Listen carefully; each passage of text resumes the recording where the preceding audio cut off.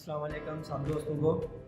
तो जैसा कि दोस्तों हमने आपको जो पिछली 2-3 वीडियोस हैं उनमें कोरियन लैंग्वेज के मतलब जो हरूफ तहजी हैं उनके, जिसमें 10 जो थे वो बेसिक वावल थे, 11 जो थे वो डबल वावल थे और 9 जो थे बेसिक कॉन्सोनेंट, उनके मतलब आपको बताया था।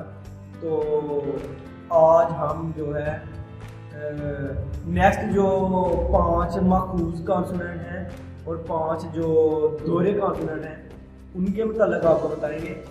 तो स्टार्ट करते हैं।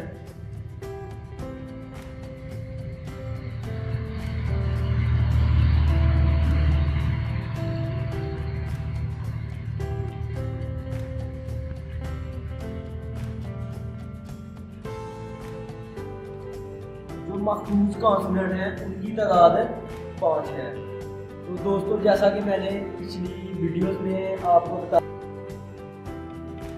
तो आज जिन दोस्तों ने जो मेरी पहली जो मैंने वीडियो अपलोड की थी तो और उन्होंने वो वीडियो नहीं देखी, उनको इस चीज़ की समझ नहीं आएगी। तो पहले आप जो है ना वो पहली मेरी वीडियो देखें और फिर इसको देखें, तो इंशाल्लाह आपको आसानी से समझ आएगी।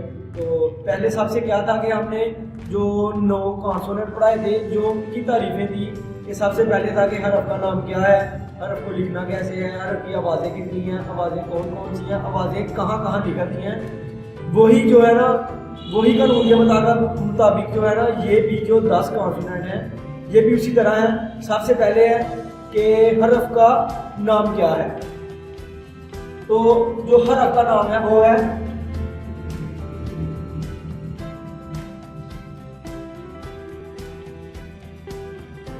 खियोक। क्या है जी? खियोक। पहले था जो बेसन में वो था गियोक और ये है खियोक। खियोक। तो खियोक दूसरी जो तारीफ थी इसकी, सबसे पहली थी कि हरफ का नाम क्या है और दूसरी थी कि हरफ को लिखना कैसे है।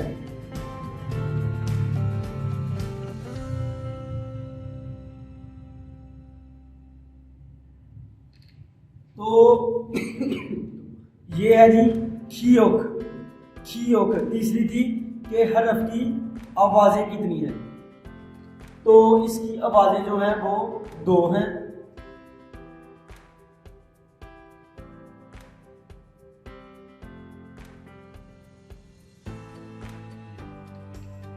ये 2 आवाज़ें हैं।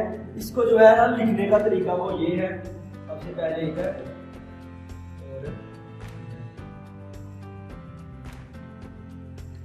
खियोक। खियोक की 2 आवाजें हैं कि एच। जब खियोक जो है वो शुरू में और लफ्ज के जब शुरू में और दरमियान में जब खियोक आएगा तो वो खे की आवाज देगा और जब आखिर पर आएगा तो के की आवाज देगा। तो इसी तरह जो है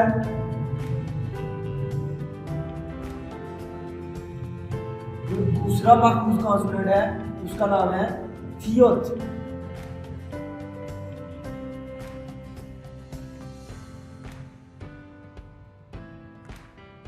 इसका नाम है थियोत। सबसे पहले नाम और हरफ को लिखना कैसे है।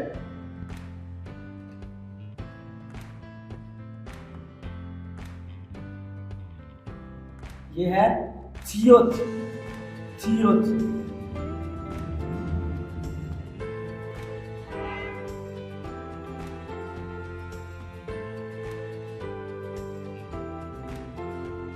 इसकी भी 2 आवाजें हैं।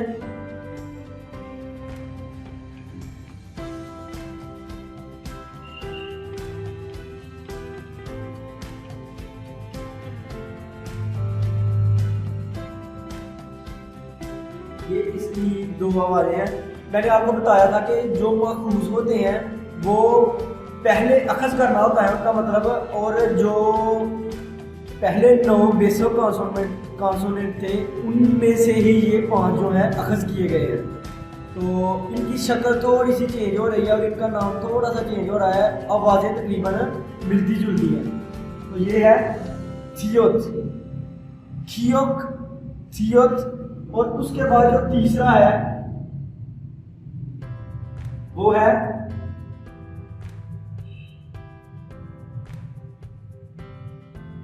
फियोप। फियोप, ये जो तीसरा माखूज कॉन्सोनेंट है इसको कहते हैं फियोप। अभी इसको जो है ना लिखने का तरीका,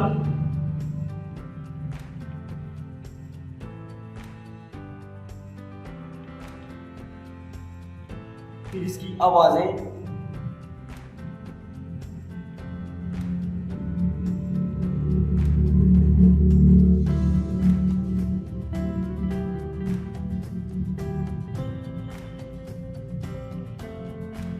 इसकी भी दो आवाजें हैं।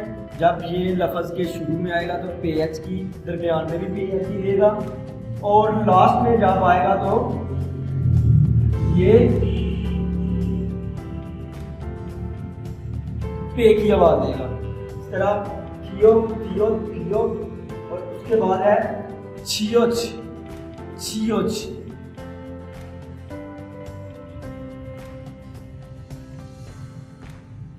ये हरफ का नाम है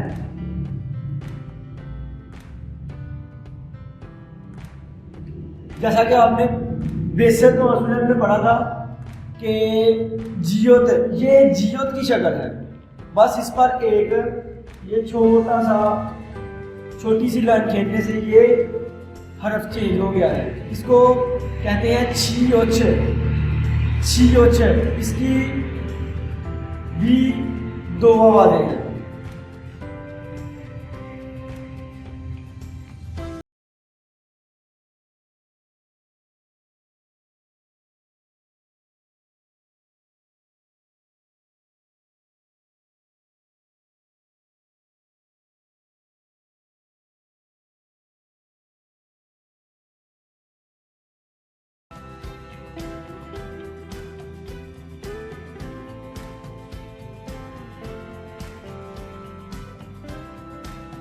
ये इसकी दो आवाज़ें हैं। जब ये लफ्ज़ के शुरू और दरमियान में आएगा तो छे की आवाज़ देगा और आखिर पर ते की आवाज़ देगा। तो दोस्तों, एक जो अभी नेक्स्ट मैं कॉन्सोनेंट आपको पढ़ाने लगा हूँ, ये नया है जो माखूज में, जो पहले जो 9 बेसिक कॉन्सोनेंट थे उनमें ये नहीं था। तो इसका नाम है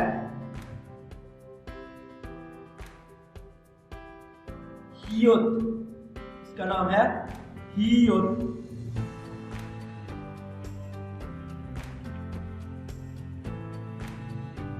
इसको लिखने का तरीका, सबसे पहले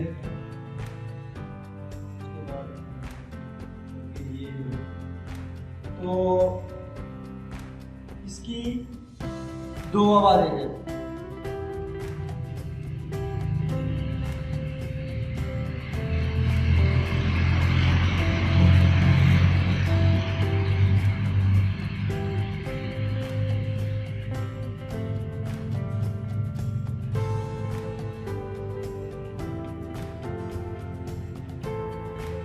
हियोत जो है ये कोई चंद लफ्ज होते हैं जिनके आखिर पे आए तो ते की आवाज होती है। और ये हियत जो है कई दफ़ा जो 2-4 जो लफ्ज होंगे उनके मतलब आप बताएंगे, बकाया हर जगह पर हियत की जो तीसरे लफ्ज के तीसरी जगह पर भी आवाज़ ये हे की देता है। तो दोस्तों, ये जो है ये 5 माखूज कॉन्सोनेंट थे। सबसे पहले था हियोत, फियोत, फियोत, छियोच और फियोत। तो अब हम आपको जो दोहरे कॉन्सोनेंट हैं उनके मतलब बताते हैं, जो जिनकी तादाद 5 है।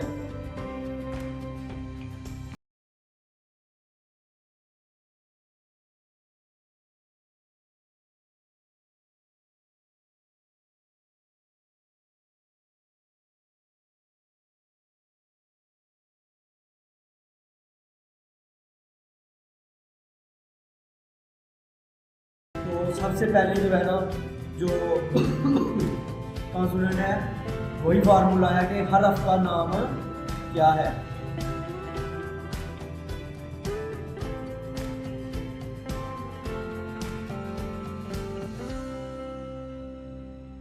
दोस्तों जो आपने पहले 9 बेसिक कॉन्सोनेंट पढ़े हैं, तो उसमें जो गियोग था वही नाम है, बस इसके साथ संग का इजाफा होगा। जो डबल कॉन्सोनेंट है उन सब में संग का इजाफा होगा।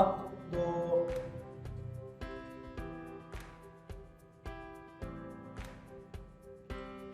ये जो है ये है संग योग। लिखना कैसे है आपको, पहले आपने इधर और फिर इधर, इसी तरह इधर,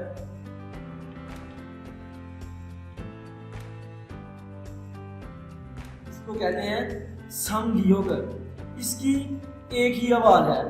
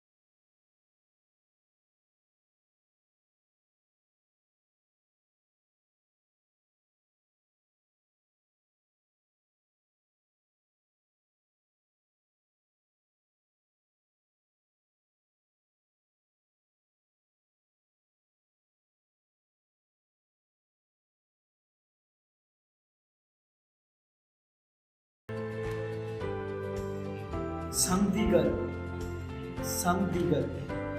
तो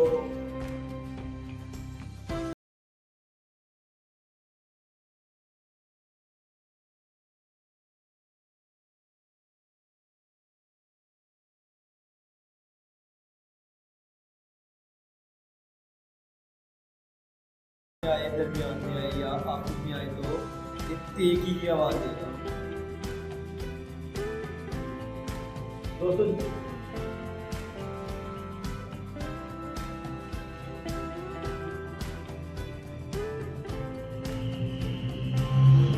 तो इसके बाद जो तीसरा डबल कॉन्सोनेंट है उसका नाम है संवियोग। सबसे पहले नाम,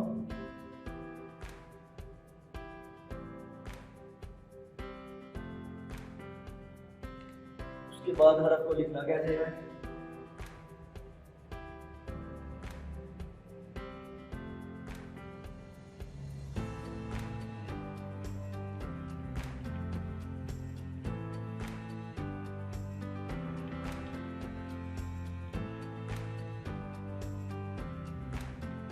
इसी तरह यही है, इसकी भी एक ही आवाज है।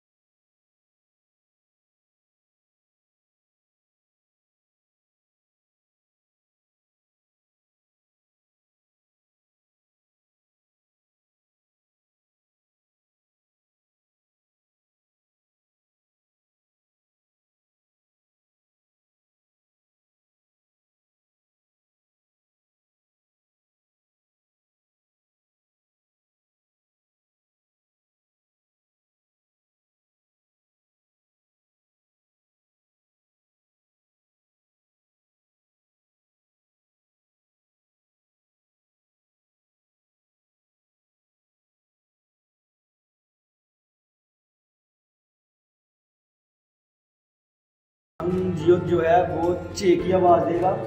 और पांचवा जो डबल कॉन्सोनेंट है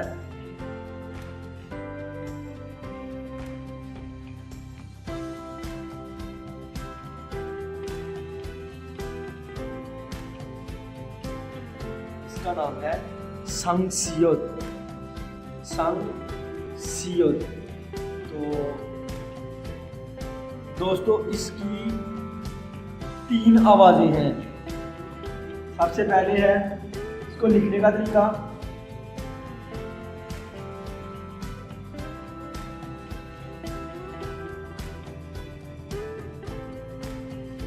जो बेसिक कॉन्सोनेंट में हमने पढ़ाया था कि जब बेसिक जो सीओ था उसके सामने एस, जब 5 वावल आएंगे तो वो शीन की आवाज देगा। इसी तरह ये भी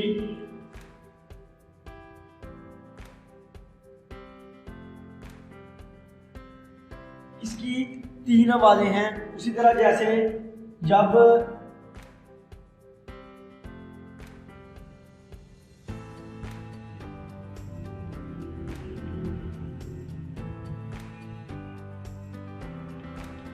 शमसियत के सामने ये 5 लफ्ज आएंगे तो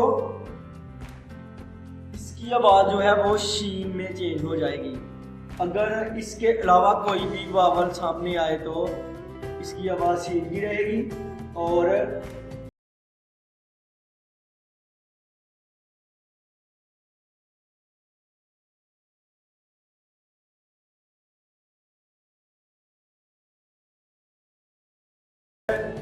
ये लफ्ज आखिर पे आए तो ते की आवाज देगा।